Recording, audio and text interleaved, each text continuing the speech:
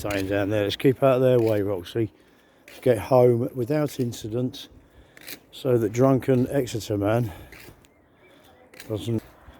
Hello, UBK Bosley, video diary. I am otherwise known as apparently drunken Exeter man. Right, okay, so first of all, some people have told me that the Devon Live webpage, which is a webpage which is affiliated to Devon Live, which means Devon version of events that are basically manufactured or processed or regurgitated out of actual events. Now, the actual events of the man known as Drunken Exeter Man, first of all, I'm not drunken. Well, I'm not at the moment. I don't actually drink most of the time. Haven't drunk for a long time, and I don't like drinking because this world isn't conducive to drinking, especially when you end up drinking on your own because you're pissed off with the world. You ever been pissed off the world? So you know how it feels. So this is what happened to Drunken Exeter Man. Drunken Exeter Man was a drunken, occasional man, boy, kid, idiot, moron, twat, soldier, commando trainee, combat engineer, various other things. And he was an idiotic husband, a useless husband, twice divorced, never been into drugs apart from smoking the odd bit of cannabis. Am I a lunatic? Yep, compared to you lot, having the same life as you lot, you having the same life as me. Some bits of your life has been harder than mine, some bits of your life have been more interesting and better, because we've all had different lives. Okay, what Drunken Exeter Man was doing is he moved to Exeter knowing that he was going to be in for a couple of hard years, unlike the rest of them. You've all had hard years as well, you know what it's like. But then I came across a corrupt city council. Shall I say that again? A corrupt. Do you know what corrupt means? Now, I'm not asked about corruption. It's part of British life. Corruption happens in Britain as well. You know, like people who lie, people who protect their positions, people who feather their own nests because they're deviant, scum-sucking bastards who don't get on in life through merit. They just crawl and puke their way through life, sucking cock and bending over appropriately. Some people don't like bending over unless it's to pick something up. I chose to move here because I fell in love with this once beautiful city 40 odd years ago when I deluded myself into thinking I could be a Royal Marine Commando. I had all the physical ability and the rah ability, but none of the ability, because I was, as I am now, a bit about the life I've had. You might be a bit about the life you've had, or a bit or a bit or a bit whatever. I was all of the above. So I moved to Exeter, got rid of part of my life that was trying to end my life, which that's part of my life seemingly continues to have a massive effect on me and my day-to-day life, because the people that police your life, no pun intended, the police, who are not a police anymore, they're, by the way, quick caveat, the staff I met who were involved with detention at Middlemore, I don't know, blew me away. I'm not anti-police. So if anyone, you know, local think I'm sucking up to the police, absolutely not. I'm just commending some decent people. The sergeant, I keep forgetting his name, but he greeted me and hugged me when I went down there a year ago for something erroneous. The big blonde Geordie girl on the desk that time, you know, just fucking real humans. So the police aren't all idiots, and they're not bad people, the same as you're not all idiots and bad people. So first of all, you want to comment on the what's it called, Debonair thing, Drunken Man, sad photograph. Fine. There's a saying that I use quite a lot because I've read a lot of books, well, coloured most of them in, to be honest with you, because I was too drunk to read them. There's an old Red Indian saying. I don't know if it's Red Indian because he's in North America or Red Indian because he's angry. I'll tell you why he might be angry. So the Red Indians used to say, if you want to judge a man or know a man or understand a man or a woman, perhaps, you have to walk for 3 days in their moccasins. It makes sense for 2 reasons. First of all, you have to understand a little bit of somebody else's life before you can, such as you have the right, judge them. The second thing is, if you need to do that because you need to judge somebody, by the time the person you're judging realises you've nicked his moccasins, you're 3 days away. So you're unlikely to get your head kicked in, and then you can judge away. Whatever you think gives your judgment of somebody else validity, maybe answers on the postcard. And again, if anybody's going to be really vociferous, which I expect they're going to be, because I suspect some comments will be as true and genuine as all the stuff that's in the Devon Live. I mean, except for stuff from magistrates' courts about poor unfortunate people who go through the conveyor belt of justice. So, this is Exeter Drunk Man now.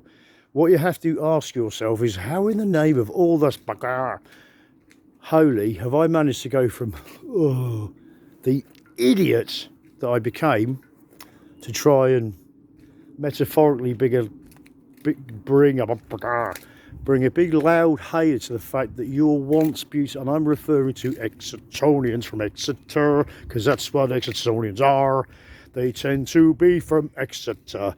Your city was once so beautiful to a stupid, feral, dysfunctional, moronic 19-year-old wannabe idiot, which at least I've achieved one thing in my life, and I fell in love with your city, and I fell in love with the people, and not just the girls. You know, well, I didn't meet a lot of blokes. Well, no, not on good terms, but because we were all young then, and blokes of that age want to find a reason to fight, don't they?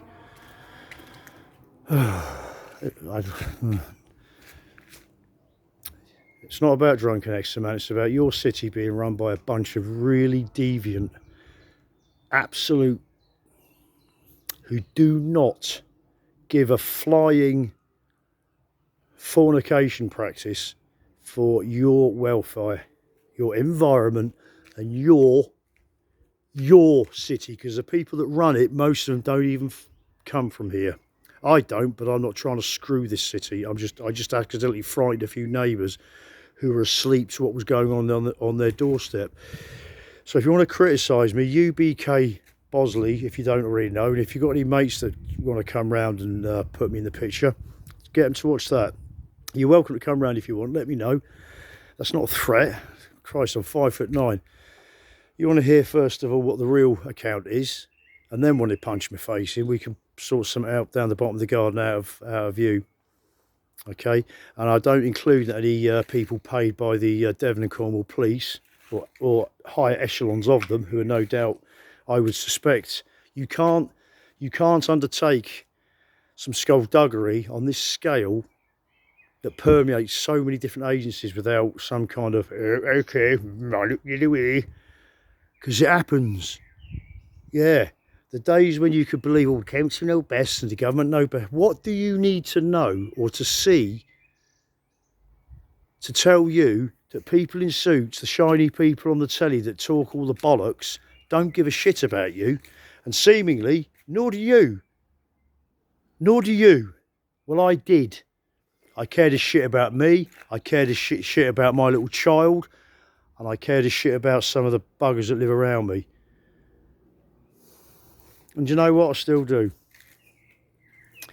And some people know me round here as, well, not just as drunken Exeter man. Well, it ain't over yet. The fat lady hasn't even started warbling. All right? But anyway, God's love to you. All right? If you know me and you've been kind, thank you. And a lot of the people that are now my adversaries were. And also, I would advise the people that are playing this There's a certain person who has been supporting me quite significantly. Leave her alone. You can take that as however you want. Leave her alone. You have no business harassing a person who has been fundamentally impacted by these same pond life existing dubious little scurrying maggoty smelly bum corrupt deviant cowards. And you know who you are. You're probably, as I speak, wearing a bra, even though you're a bloke, allegedly. You know you are. And so do I. So do I. And as a result of the life I've lived for this last few years, under siege in my home, because police protection has been withdrawn, not my suspicion, my actual experience. Twice. 2 times. Yeah, 2 times. Johnny, 2 times. Why? Because the police did it 2 times. They did it once, and then they did it again. So that's 2 times. That's why I'm called Johnny 2 times. Yeah, impression's not my bag, but I do it for humour. As a safety release. So the police need to know I'm not Carl Bosley, the bloke who had a handy grenadey, pistol-y thing, fucking because he was annoyed about our mother getting vaporised. Probably as a result of the same sort of skullduggery and jiggery-pokery that these little minion pond life, laboratory-produced, retarded, weak little deviants. But they're all in the club. They're all in the club. The shaky hand club, the over golf. You know, all these people, the great and good, the great and corrupt, it should be called. Start looking up from your TV screen and your camera, says me. Post office managers, how well did they fare at the hands of the government? Watch a film called Sunshine and Oranges, or Oranges and Sunshine. That will tell you how well the government of this country looks after you. The governments in the world are no different. They don't give a shit. They do when they need people to fight their wars. I was in the Argyle and Bolton Wanderers. Special Troop Combat Flower Ranging Team. I saw active service in flower shows all over the world. It was brutal. Chrysanthemums and I don't even want to go there. You're being had, all right? Wake up soon, please. Hate me if you want, but I challenge you. If you want to puff your chest out and slag me off, that's fine, not a problem. You've got every right. At the moment, you have. But if you were in my position, you'd have run away. And I did try to, actually. I tried to leave, and the powers that be had other plans for me, so they wouldn't let me go. Not cricket. She's just about, I don't like cricket. Anyway, that's it. So I am Exeter, drunken Exeter man. Hello. Obviously I'm not at the moment. What I will say is I'm UBK Bosley, and I've got a diary of this going back 7 years. Okay, and ask yourself this: if I was such a pisshead loser, how come in a couple of weeks, without any help, without any authoritarian intervention except to tell me I can't do this, I can't go there, I can't speak to him, can't see them, the truth will out, I guarantee it. And some people are going to have pretty difficult time explaining their conduct. I've been punished for mine. You want an explanation of my conduct? Come and see me. Unlike the authorities. Oh, unless there's 20 of them. Da-da-da-da. And I attacked them brutally by, what was it, the sharpened pole I prepared? I just dropped and ran away. Yes, standard army procedure, that you know. When you're preparing to attack an enemy, you prepare your weapon. You see, a sharpened pole. A sharpened pole. Sharpened pole against tasers, superior numbers, skullduggerous tactics, abject brutality as and when they feel the need. A sharpened pole. But here's the trick. What you do is you get the sharpened pole, as soon as the police arrive, you drop it and run away. Yeah. So does that amount to bollocks or what?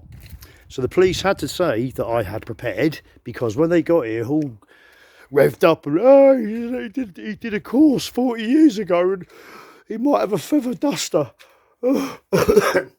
So because they screamed up here being my place, well, what can I tell you? Because they screamed up here all scared and terrified because their intel was 40 years out of date, they then had to justify it. So in front of the magistrates, and I was dragged there a day or so late because my probation officer had given me a wrong date for probation. And as I've already had my driving license, or my ability to drive, removed about 3 years ago now, I think it was, because I was drunk on my own premises loads and loads of times. I never drove drunk, well, any more than you have when you've driven at work in the morning. Ooh, was I? Last time I had a need to do that was at East Park when I was a project manager on a £5 million project during COVID, returning the biggest profit that a company had ever seen with a depleted management team. That's the sort of thing a drunk does, isn't it? So listen, here's an example of what you see and what you read in rags, which are, what are they? They are potential toilet paper. That's what they are trained and manufactured for or produced for. Things like the Devon Live. And the information electronically you get from them is basically the same as that's how much it bears similarity to the truth. The same as the sort of truth a magistrate gets from the police. Your Honour, he was drunk in the street. There was a group of nuns walking past. There was some disabled children trying to enjoy their ice cream. And there was also the fly past of the Red Arrows was slightly put out of sync because the bloke was swearing. And he said the King's a puff, and he said that yes, he did all sorts, my lord. Oh, did he? What have you got to say? Well, that's not true. Ah, well, you had your chance. Well, no, I didn't. That's bullshit. They just I did a protest because people in that big office up there that are paid embarrassing amounts of money to do team building days, twiddle their thumbs, screw up people's lives, put flower pots on roads that people have to use every day to deliver their kids to the school so they could be programmed, or to take mum to the hospital so they could wait around for treatment, or go to work and try to earn some money on 0 hours contracts. No, let's put the flower pots in the places they live because their life isn't hard enough, especially in an area where the hospital's based. Where are all the hospital type staff going to live? Let me think. Near the hospital. Where should we put all the flower pots and cut the roads off? I know, near a hospital. Bing! And you trust these people? Eh? Yeah, like the Hillsborough victims have trusted the government for 25 years before they got justice. Haemophiliacs trusted the government to tell them, yeah, that blood's okay, don't worry about it, shh, keep your mouth shut. Did well for them, didn't it? When are you going to wake up? You're being lied to. Yeah, like your kids do when they've eaten the chocolate out of the fridge. Oh, no, it wasn't me. The cat did it. That's what the government do. No, it wasn't. No, we don't want a war. We're defending democracy. Was it again democracy? We're defending democracy. Yeah, give us some more money. What do you mean the homeless? That'll be all right. Don't you look around and see things aren't really working that well? And yet there are people in charge of all these things that aren't working very well. Like, give you an example of what's not working very well in Britain right now. Fucking everything. Border control, the police are not fit for purpose, and a lot of the still awake and conscious police officers know that. They're pissed off. They didn't join the police to be debt collectors and to brutalise people already on their fucking knees. Because I tell you what, they're not solving any crime. In fact, they're responsible for a lot of it. I've got no truck with the police. If they fucking leave me alone. Leave me alone. I don't want fuck all to do with you. The ones I've met at Middlemore that I've conversed with, I genuinely met you. My door's open. You always come round here any time you want. I'd rather you did it with a uniform on. because obviously my dog isn't too not sure about uniforms, because some people come here under false pretenses and come here illegally a lot. Don't harass me anymore. I am not Raoul Moat, okay? I'm a project manager from a ship background. Boo-hoo, all right? And I just got locked into a war of attrition with Exeter City Council. David Bartram, Paul Faulkner, Alex Beard, Phil Billiack. You're the people I dealt with. Cynthia Thompson, I think it's Cynthia Thompson, Conservative councillor. You told me face to face you felt misled when you voted on the scheme that's just caused this kerfuffle, right? But what did you do about it? Nobody wanted the scheme blocked. I never wanted it blocked. Do it properly. For the people using it, for the kids using it, and for the people that have no choice but to live next to it. Albeit something that you never told people what was actually going to be happening. You actually disguised the details, didn't you? Didn't you, Paul Faulkner? Didn't you get an email from me saying, well, the heights of the ramps? Oh, it's all, information's all on the drawing. No, it's not, Mr. Faulkner. It never was it? On purpose. And yet, Devon County Council, who did a job with similar considerations, put a plan drawing which is looking from above, which is what I think you tend to think you do, you little, at the council officers. Not having to go at council workers. I wouldn't like to work for Exeter City Council, to be honest with you. You know? But, you know, the admin people, the fixie people, they're going out and fixing people's stuff and doing whatever and cutting grass. You do your stuff. You know, you're all decent people. You're ordinary people. The people at the top, like almost every other part of this system, society, Western world, are deviant bastards who need to be dragged away, put in a big putting in thing. It should be locked, and then it should be put somewhere where you wouldn't put things that you wanted to have a lot of contact with, and then left. But that's just my opinion, and I am Drunken Exeter Man. Da da da da. God bless you. Good night. Bye bye.